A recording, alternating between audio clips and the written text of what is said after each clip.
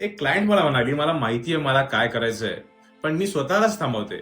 आणि जेव्हा आम्ही तिचं खरं कारण शोधलं, तेव्हा तिला धक्काच बसला. तिला एक गोष्ट खूप दिवसांपासून करायची होती.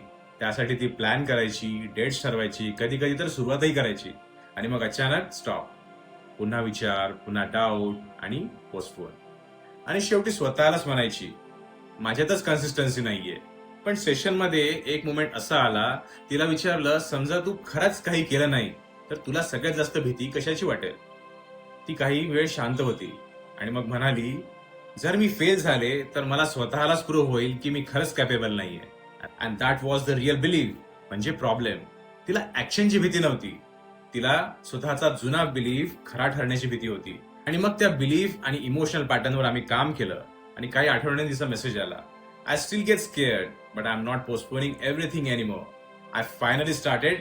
कदाचित तुमच्यासोबतही हेच होत असेल. तुम्हाला काय करायचंय माहितीये, पण काहीतरी आतून तुम्हाला थांबवतंय. Maybe you don't need more motivation. Maybe you need to understand the pattern behind the resistance. जर असंच तुम्हालाही वाटत असेल तर कमेंट करा ॲक्शन आणि ही रील आत्ताच सेव्ह करा. अशाच माइंड ट्रान्सफॉर्मेशन कॉन्टेंटसाठी ह्या चॅनलला फॉलो करा. आणि तुमचा हिडन पॅटर्न समजून त्यावर 1 to 1 काम करायचं असेल तर बायोमध्ये असलेल्या लिंकवर क्लिक करून तुमचा क्लिअरिटी कॉल आत्ताच बुक करा.